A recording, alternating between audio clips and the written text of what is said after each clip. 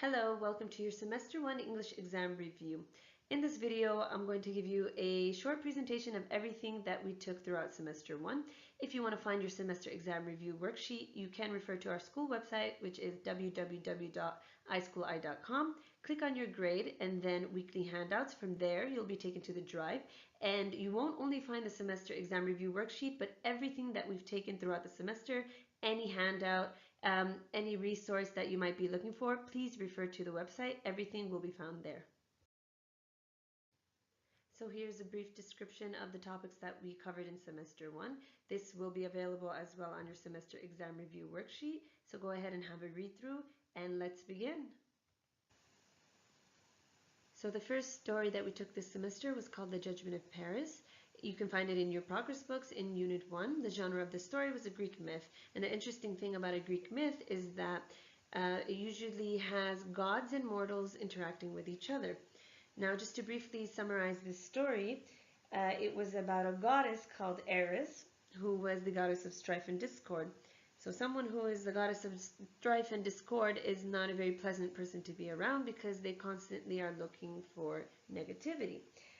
She wanted to seek revenge because she wasn't invited to Peleus and Thetis' wedding. The way that she sought revenge was simply by using the vanity of the goddesses against them.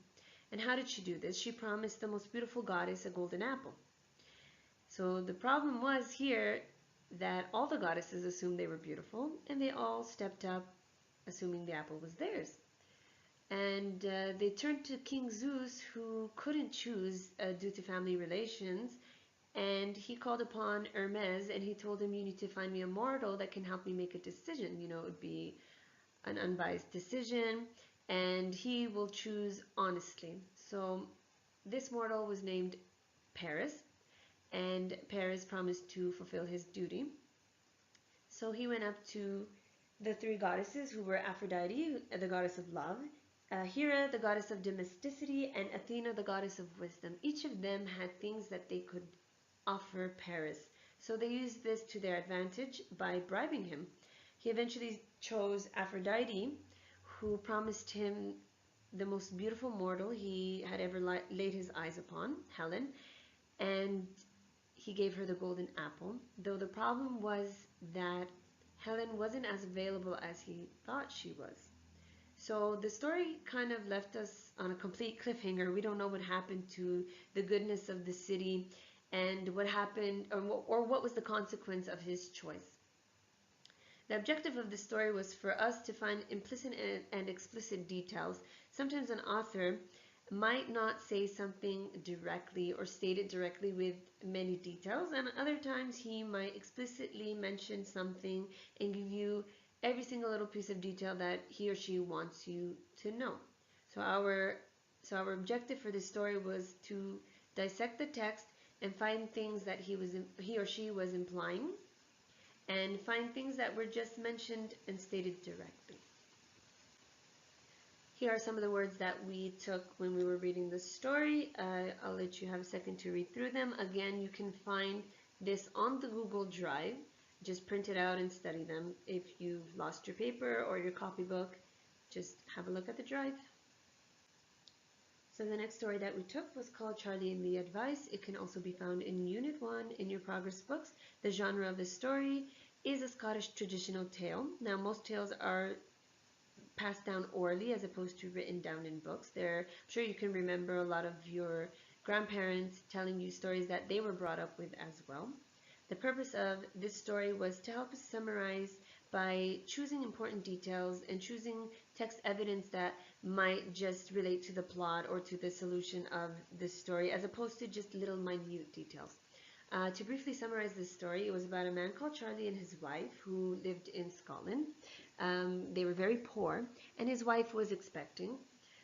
He sought the advice of an elderly woman who told him that there was work outside of Scotland in England.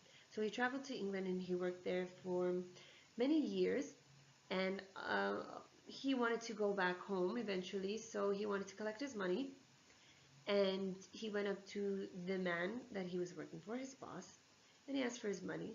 The boss offered him two options, which were, I can give you the money directly, or I can give you 3 very important pieces of advice that you should follow on your way home, and you should not for once forsake this advice. So Charlie, being used to good advice, as we remember from the elderly woman, decided to take these 3 pieces of advice. So the man bid him farewell, gave him a piece of cake, and he was off. On his return home, on his venture home, he did meet a lot of dilemma, and he did not forsake his advice whatsoever, and because of this, he got home safely. When he got home to his wife and they were breaking a piece of off of that cake, he found that his money and all his hard work and his earnings were found in that cake. So the main idea here is basically to listen to the elderly and to take their advice, because they are a lot more experienced than we are. Here are the vocabulary that we took during Charlie and the advice, and they are all related to the story. And last but not least, our last story was called Good Sport. You can also find this in Unit 1 in your progress books. The genre of the story is a drama, and it was done so in the form of a play. And the important thing that we need to know about a play is that it has a dialogue between characters. Now, the dialogue is the most important part, because that is where we can find the plot, and that's how we can determine character traits. So without a dialogue and without these 2 characters talking to each other, we are unable to be propelled into the plot or into the solution. So another part of the genre is a drama. So dramas portray life situations presented by actors, not real people. They are acting out a story, and they can show you conflict either with themselves or others.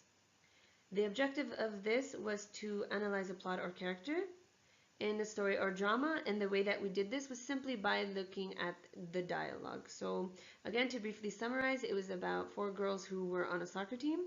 One of them was acting kind of strange, and in order to find the solution, they had to investigate a little bit about it, and they found out why she was acting strange.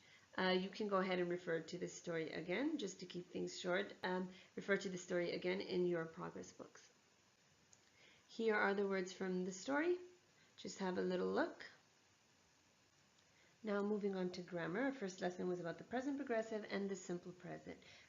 Those of you who are confused with the term progressive, it is the same as continuous. This is just the British way of saying things. Just to briefly explain the present progressive. The present progressive describes an action that is happening right now or in the extended present time. So that means that it's happening right now, and words that you can look for to determine whether or not it is in the present progressive are words like now, words like always, words like at the moment.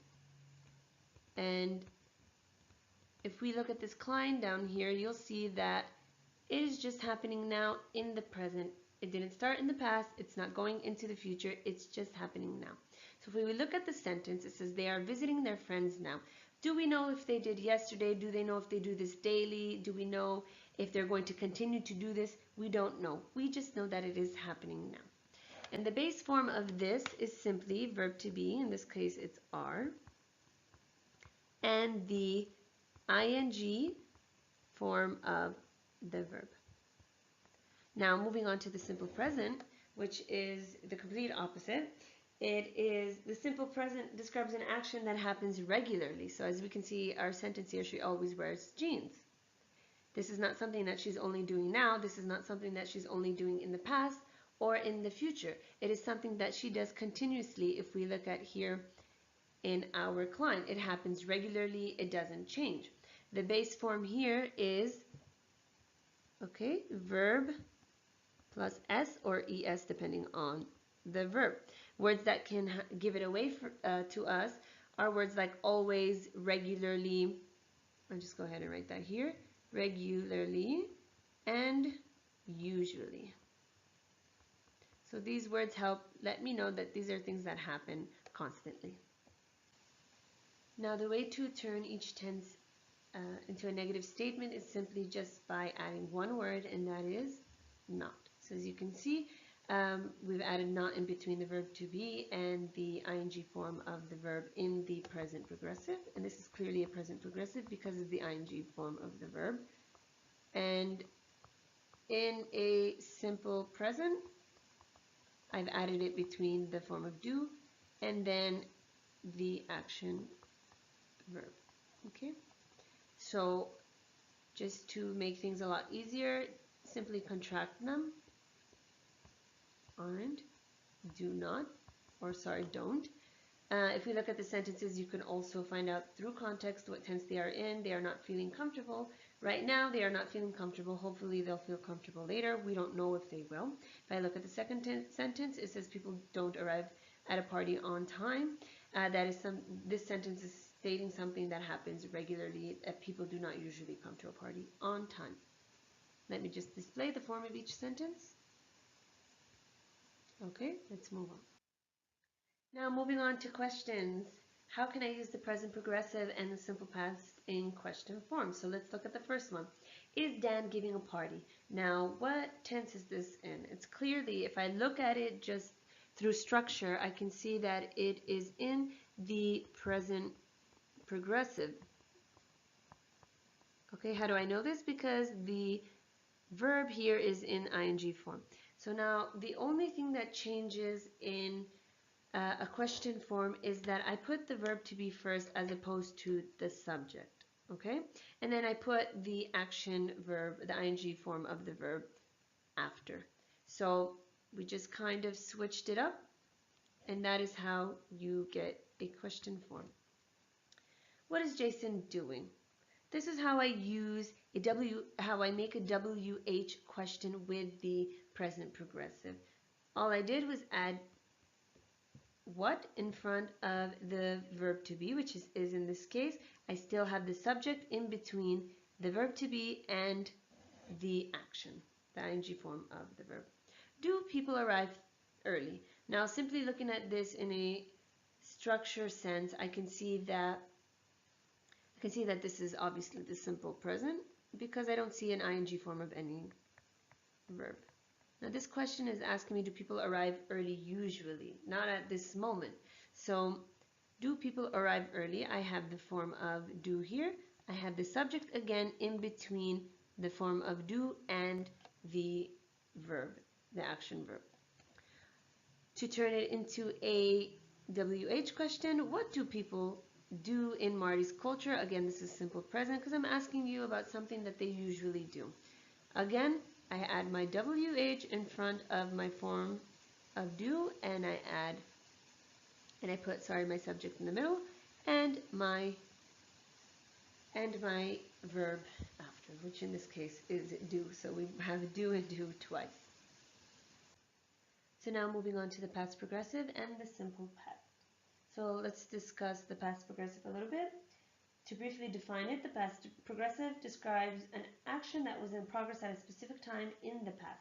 It focuses on the duration of a past action. Now focus on the word here, duration. Whereas the simple past focuses on the completion of a past action. Now what does that mean? So if I'm looking at a past progressive, let's speak briefly about the form. We have was, were plus ing form of the verb. So basically I have the verb to be in the past. If I have a sentence like he was traveling around the world. Well, I know that he was traveling around the world, but do I know that he finished? No, I don't. I know when it happened in the past, but I don't know if he had ever stopped traveling around the world. Whereas if I look at the simple past, he traveled around the world, and let's look at the structure here. We have the D or ED form of the verb, so basically just the past tense form of a verb. I know that he traveled and he stopped. If I go ahead and draw a line for you guys right here, I'll label this here past. Here is past. I know that he traveled around the world and he stopped.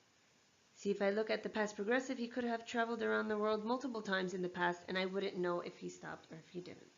So that's just it, simply put. So the question now is, can I use the simple past and the past progressive in the same sentence? And how does it affect my sentence? Well, the answer is Yes, you may use it when you're using words like when and while with your tenses. So let's look at the sentence here. At 10 o'clock yesterday, I was watching a movie. If I look at the Klein, I can see that this is something that was continuously happening. Yesterday, I was watching a movie. Now, I was watching a movie when I heard a strange noise. If I look at the word when, I can see here that something, which was watching a movie, was interrupted by something else. And I look at my Klein, I can see that I was also still continuously watching the movie when something else happened, which was heard a strange noise. Now pay attention. This clause here is in the simple past. It started and it ended. I didn't continuously hear this strange noise, whereas I did continuously watch the movie. So while this action was progressing, this action started and finished. There's another way that you can say this, and that is by using the word while.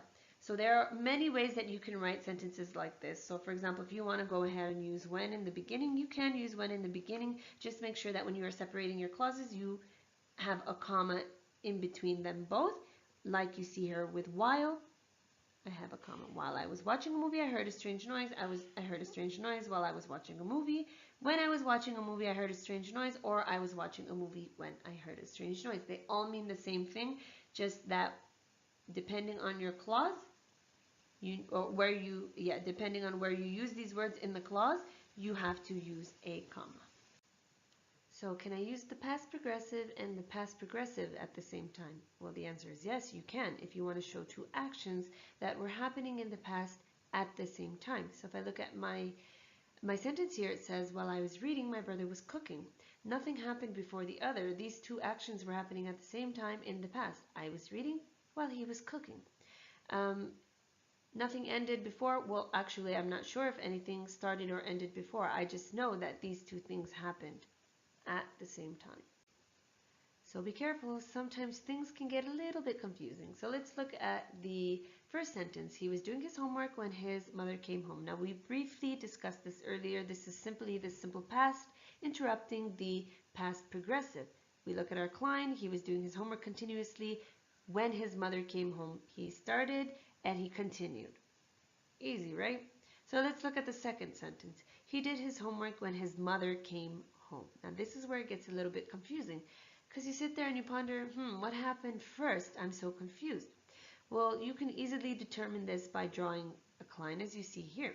He did his homework when his mother came home. Again, when here is a major player in this sentence. So I can tell by looking at the word when that he started his homework when his mother came home.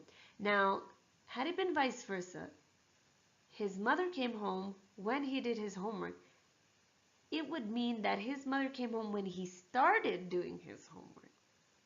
Do you see what I mean here? So pay attention. When the simple past is used at the same time in the sentence, you need to, at this point, determine when something happened before the other. So now let's move on to the simple past, the present perfect, and the present perfect progressive. So if I look at the sentence here, I see that it says Mike lived in Toronto. Now structurally, if I look at it, I can see that it's easy to find out it is in the simple past. Here I have the action verb, it ends in D. There's nothing that would make me assume otherwise. There's no verb to be or so on and so forth. So we know the form of the simple past. It's D or ED, depending on the verb, form of verb, or the past tense of the verb. Now I don't know specifically in this sentence when Mike lived in Toronto, but if I look at this sentence in the structure that it is, I know that it is an action that started in the past and was completed. Therefore, it is no longer happening. So I'm assuming maybe it happened in 2016. So he lived in Toronto in 2016, but does he live in Toronto now or in the future? Does this go on into the future? No, it does not. It started in 2016, it finished in 2016, assuming. So now moving on to the present perfect and the present perfect progressive.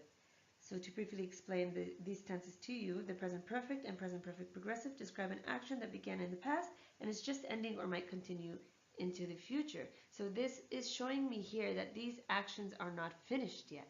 This happened in the past and it is continuing to happen now. So if I look at the sentence structurally, we'll notice that there is a word before the action verb, and that is has. Now, depending on the noun before it, for example, here I have a singular noun, I would use has, and if I had a plural noun, I would use have. So it does change according to the noun. However, does that change the context of the sentence? No, which is what we're going to look at now. So Anna has lived in Brazil for 2 years. In this specific sentence, I went on and highlighted the word for. If you can see here, it's in blue.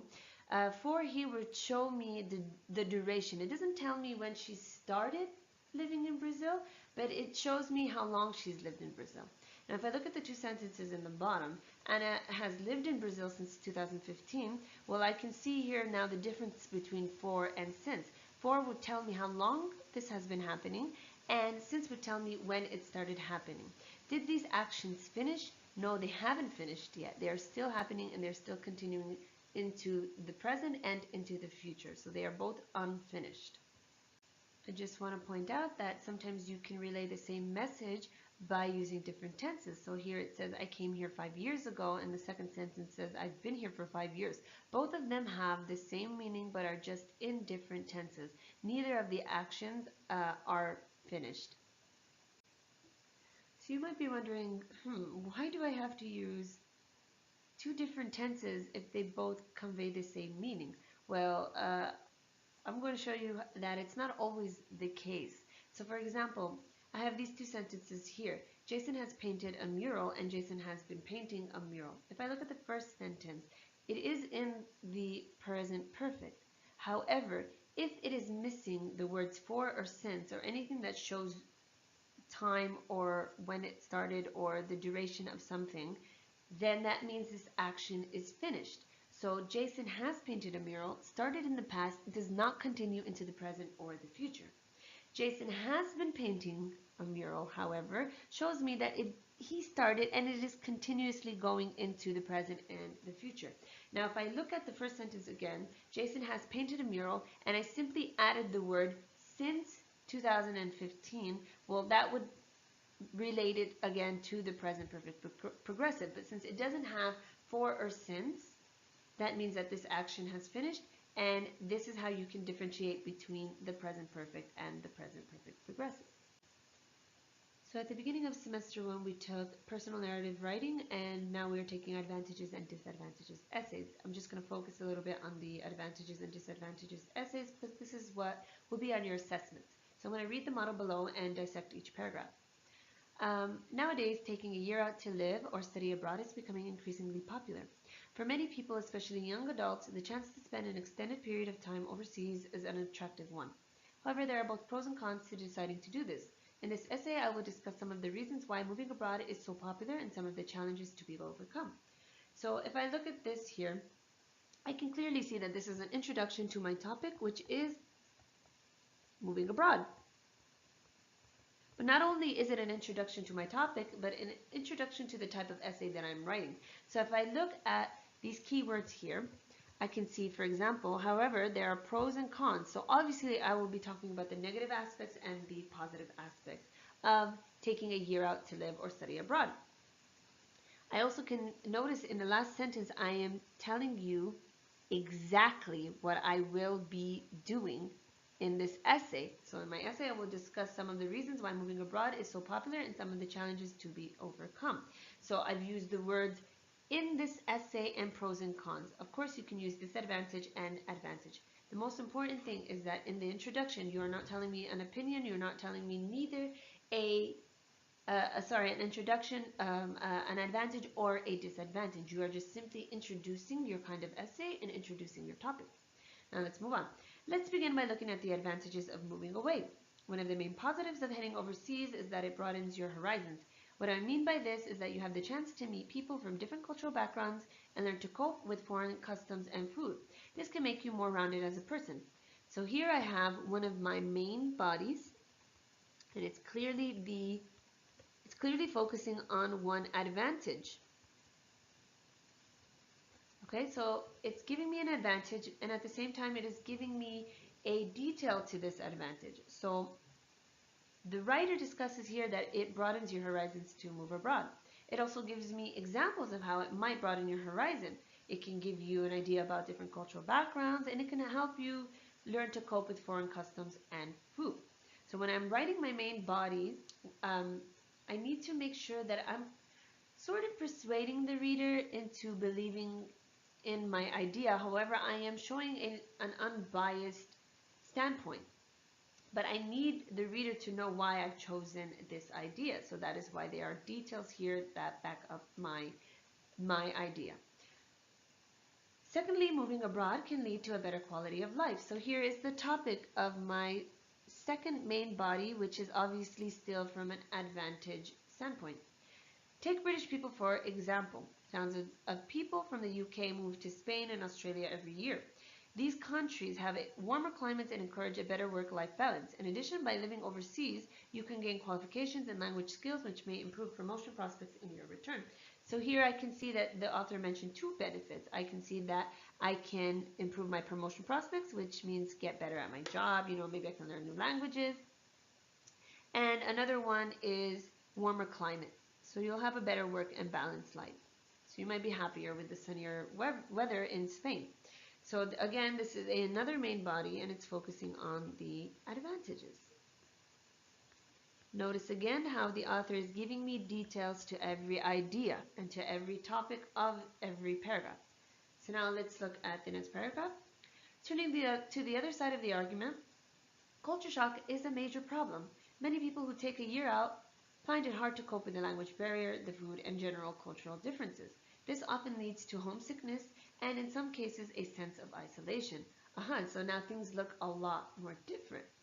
As you can see, the author transitioned by using the phrase turning to the other side of the argument. So now I know that I'm talking about something completely different than to what I was talking about before.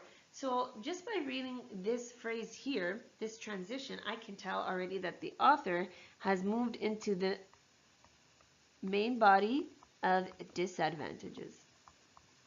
Now bear in mind, you don't need to give these many details, but it's just a good way to dissect. You can use this model to dissect the way that the author is presenting his ideas and the details. So many people who take a year out find it hard to cope with the language barrier. So this ties in with culture shock at the top. And then, because obviously if you can't speak the language, it might be a little bit of a culture shock for you, and it might be a little bit hard. And then he finishes this paragraph with another detail, which is this often leads to homesickness, and in some cases a sense of isolation.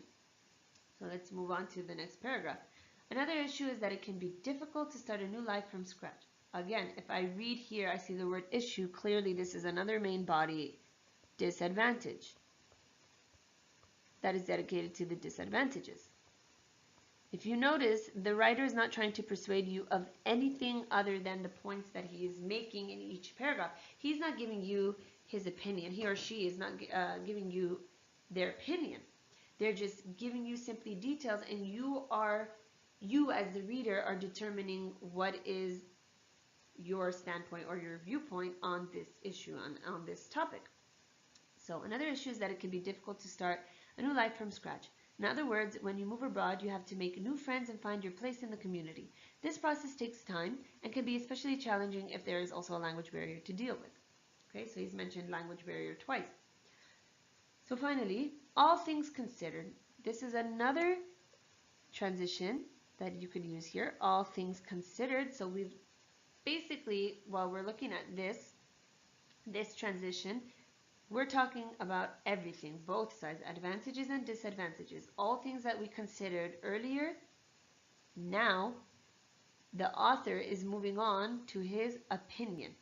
Starting life in a foreign country is never easy. You need to weigh up the pros of the better lifestyle, weather, and so on, and the cons of the culture shock and language barrier. Personally, I believe the benefits in terms of personal growth eventually outweigh any negatives.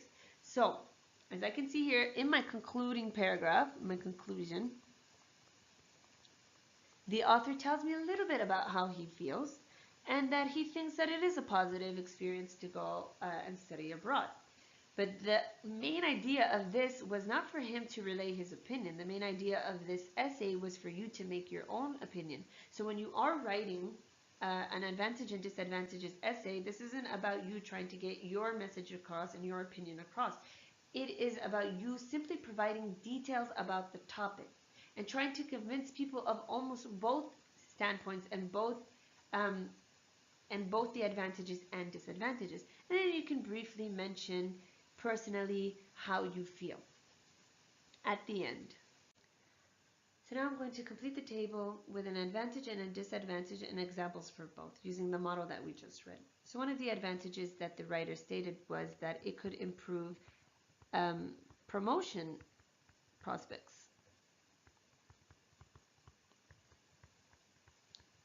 An example of that was that you can gain new language skills. So this might be helpful when you're looking for a job or if you're looking for a promotion. So as you can see here, I was introduced to an idea and then I was given an example of it and I was given a detail that supported this idea. Now a disadvantage that the writer stated was homesickness.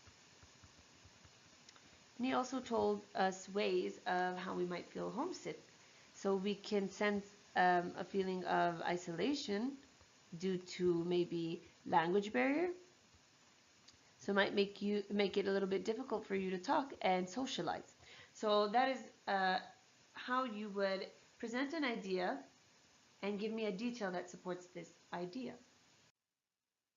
Finally, these chunks are used in the essay to organize ideas and help the reader to follow them, find and correct the mistake in each one. So if I look at all of these, I know that they're written wrong. So number 1 says turning to the other hand of the argument. Obviously that's incorrect because it should be turning to the other side of the argument. And the person who wrote this might have been confused with on one hand and on the other hand. So you have to make sure that you can differentiate between those two. So turning to the other side of the argument, and the partner for this phrase here, or this transition here, is on one side of the argument.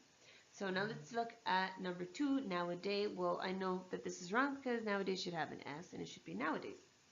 Number 3, other issue is, well, we would say that other is wrong here grammatically, and we would use the word another.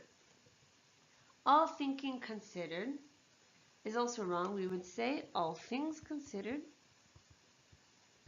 Secondly is spelled wrong. It's secondly. And finally, let's begin by look at. This is wrong in the wrong tense. We were taking these tenses earlier. Let's begin by looking at. So I bid you good luck on your assessments. Again, if you need anything, please let me know. You can find all of these worksheets, including your semester exam review, on the website. Please refer to the website. It is your beacon of light. It is your hope. Thank you very much for watching, and good luck.